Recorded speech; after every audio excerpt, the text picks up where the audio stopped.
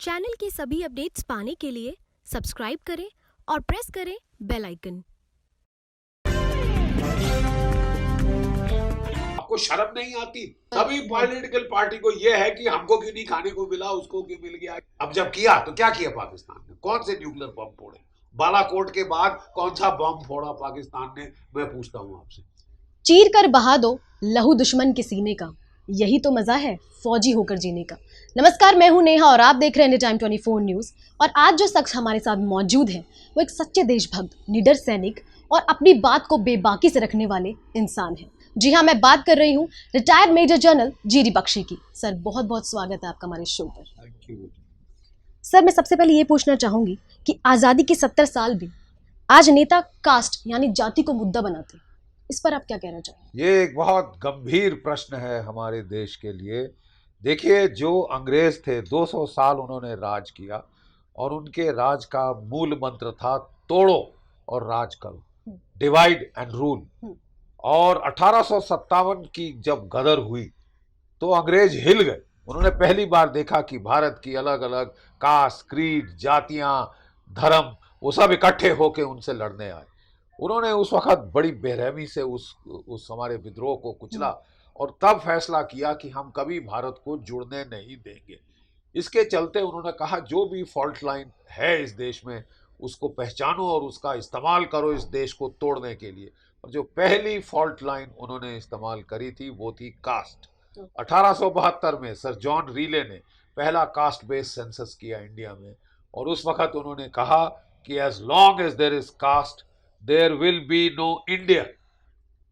साहब, बड़े दुख की बात है कि अंग्रेजों को गए 72 साल हो गए हैं, लेकिन हमारा जो पॉलिटिकल सिस्टम है उसने कास्ट को बरकरार रखा है।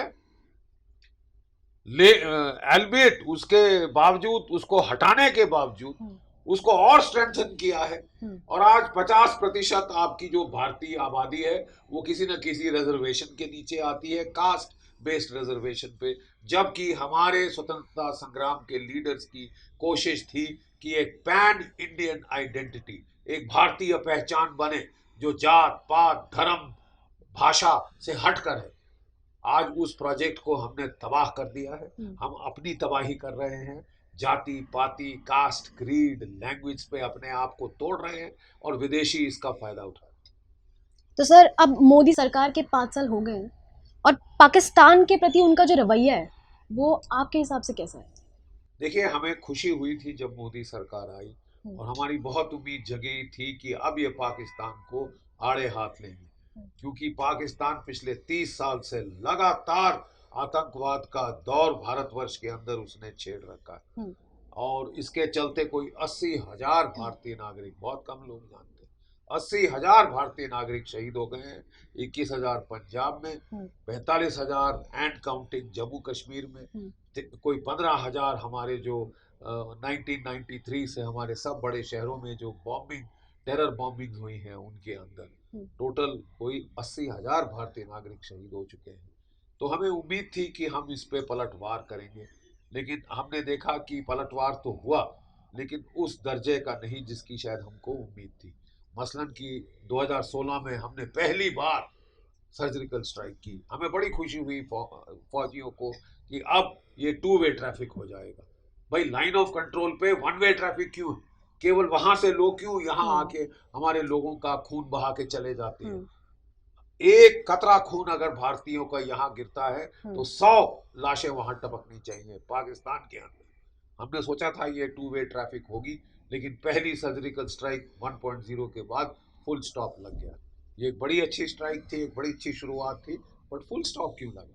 उसके बाद पाकिस्तान 1-1.5 महीने तो चुप रहा, फिर अपने हथकंडों पे आ गया और उसने पुलवामा किया। 45 हमारे जवान शहीद हुए उसमें। और ये सबसे बड़ा तकरीबन एक टेररिस्ट इंसिडेंट है जिसमें हमारे इतने सिक्योरिटी फोर्सेस हताहत हुए पाकिस्तान की वजह से। मुझे बड़ी खुशी हुई फिर कि हमने एयर स्ट्राइक करी, इस बार बालाकोट पे एयर स्ट्राइक करी। एक बहुत अच्छा कदम था, बहुत मुफीद कदम था। लेकिन अगले दिन जब पाकिस्तान ने रिटेलिएट किया तो हमको अब पूरी जस्टिफिकेशन थी कि हम पाकिस्तान की फौज को आड़े हाथ लें और एक अच्छा करारा सबक सिखाएं। लेकिन फिर हमने देखा किस वजह से हमें मालूम नहीं, लेकिन उन्होंने फिर डी एस्केलेट कर दिया। तो मैं समझता हूँ ये हमको डी एस्केलेट नहीं करना चाहिए था, पाकिस्तान को अच्छा सबक सिखाना चाहिए था। और अगर एक वजह है डी एस्केलेट करने की, तो हमें वो दिखती है कि हमारी सैन्य तैयारी पूरी नहीं थी। इसका कौन जिम्मेदार है? 10 साल तो यूपीए, लेकिन 5 साल का भी हमको भी तो अब सोचना पड़ेगा ना कि कब तक हम तैयार नहीं रहे। और सर आपने एयर स्ट्राइक की बात की, तो मेरा दूसरा क्वेश्चन इसी से ही है कि जब एयर स्ट्राइक करके हमारे फौजी वापस आए, तो सबसे दुखद बात ये थी कि उनसे सबूत भी मांगा गया कि आप हमें ये बताइए कि वो टुकड़े कहाँ हैं, हमने टुकड़े भी दिखाए, तो ये कितना दुखद है। देखिए, ये बड़ी हैरत की बात है कि हमारे देश में पाकिस्तान का ज़्यादा विश्वास करते हैं कई लोग, बशर्ते कि अपनी ही सरकार का, अपनी ही एयरफोर्स का। भाई आपको चलिए पॉलिटिक्स के चलते सरकारों पे इतना विश्वास नहीं, आपको अपनी सशस्त्र सेनाओं पे तो विश्वास होना चाहिए, जो कि अपनी जान की बाजी लगा रहे हैं उस ऑपरेशन। वो हमको फौज में झूठ बोलना नहीं सिखाया जाता, हमको हमेशा सच बोलना और फैक्ट्स के बारे में बातचीत करने को कहा जाता है। हमारी एयरफोर्स ने स्ट्राइक करी, जो हमको कोऑर्डिनेट्स 8 फिगर ग्रिड रेफरेंस दी थी, बालाकोट के कैंप को निस्तनाभूत किया इन्होंने। और अभी वहाँ पे एक इटालियन टूरिस्ट गई हैं जो कह रही हैं 130 से 150 का मरने का अंदेशा है वहाँ पे टेररिस्टों का, वो हिट हुए। और इसके चलते जो है एक बहुत वेलकम कदम था ये। सर ये बेमतलब का आतंकवाद आजकल बढ़ता जा रहा है। कल जैसे एक खबर आई कि पुलवामा के डालीपुर डिस्ट्रिक्ट में आतंकवादियों को मारा गया और उसमें एक हमारे जवान भी शहीद हुए। तो अब सरकार का आगे क्या प्रोग्राम और कैसे टैकल करेगी इन चीज़ों को कि बढ़ता ही जा रहा है? ये जो ऑपरेशन चल रहे हैं, ये वहाँ पे ऑपरेशन ऑल आउट के चलते चल रहे हैं। और ऑपरेशन ऑल आउट के चलते वहाँ पे जो कोई 250 के करीब टेररिस्ट मुट्ठी भर बचे हैं, उनका सफाया करने के लिए फौज ने एक जो है फुल स्केल अभियान शुरू किया है। और मुझे बड़ी खुशी है कि इस अभियान के चलते वहाँ पे कोई 50 से ज़्यादा तो जो टेररिस्ट हैं, इसी साल उनका सफाया हो चुका है। और इसमें से ज़्यादातर जो जैश ए मोहम्मद वाले हैं, उनके पीछे फौज हाथ धो के पड़ी है। इसी एनकाउंटर में जो एक जो हुआ है, कल 6 टेररिस्ट मारे गए, एक हमारा भी जवान शहीद हुआ है। लेकिन ये तो कीमत देनी ही पड़ती है। जब भी हम देखते हैं तो वीडियो सामने आते हैं ऐसे सैनिक की कि हमें फूड अच्छा नहीं मिल रहा है, हमें बुलेट प्रूफ जैकेट्स नहीं मिल रहे, तो ये अब तक पूरा हो पाया है? देखिए, मैं नहीं समझता कि सेना में खाने की किसी प्रकार से कमी है। ना मेरे टाइम में थी, ना कोई अफसर अगर if he worth it salt इस प्रकार का कोई कंप्लेंट आने भी देगा, या कोई सवाल नहीं है कि होने का। हमारे टाइम में हम लोग बड़ा प्राइड लेते थे कि मेरी पलटन के जवानों को सबसे अच्छा खाना मिल रहा। और मेरे लड़के जाके ना वो ऐसा करते थे लंगर में कि इतनी रोटियां रख दे, नहीं तो मैं सीओ साहब को बोलूँगा।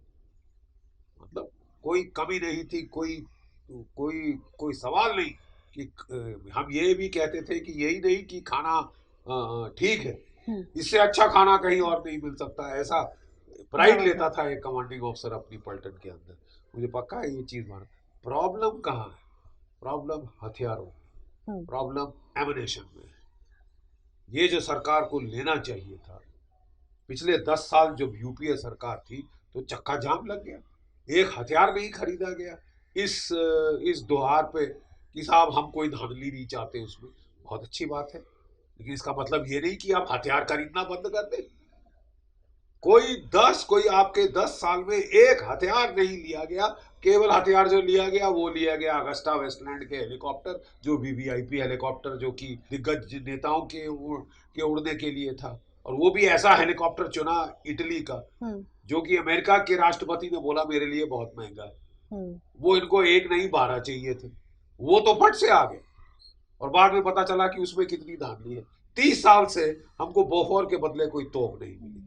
30 साल से हमारी फाइटर स्क्वाड्रन, एयरफोर्स की फाइटर स्ट्रेंथ होनी चाहिए 45 स्क्वाड्रन आज के दिन। हालांकि एयर मार्शल टिप्पणी से जब हम बात कर रहे थे तो उन्होंने कहा कि हमने तो 55 स्क्वाड्रन की एयरफोर्स मांगी थी चीन और पाकिस्तान से जूझने के लिए, और 45 स्क्वाड्रन सरकार ने सैंक्शन करी। वो आज 30 के नीचे है, 2023 तक। क्या आप जानते हैं कि आपकी एयरफोर्स की स्क्वाड्रन स्ट्रेंथ 26 पे आ जाएगी? पाकिस्तान की स्क्वाड्रन स्ट्रेंथ 25 है। 25। यानी 72 साल आजादी के बाद जब हम शुरू हुए थे, हमारी एयरफोर्स 2.5 गुना ज्यादा थी पाकिस्तान से। आज आप ला के दोनों को बराबरी पे ला गए, आपको शर्म नहीं आती? एयर पावर सबसे जो है मुफीद ताकत है सशस्त्र सेनाओं की। अगर आपकी एयर पावर कमजोर पे है तो आप जमीन पे हारेंगे, समुद्र में हारेंगे। Air power is the key to victory. आप अपनी एयर पावर को कमजोर कर रहे हैं।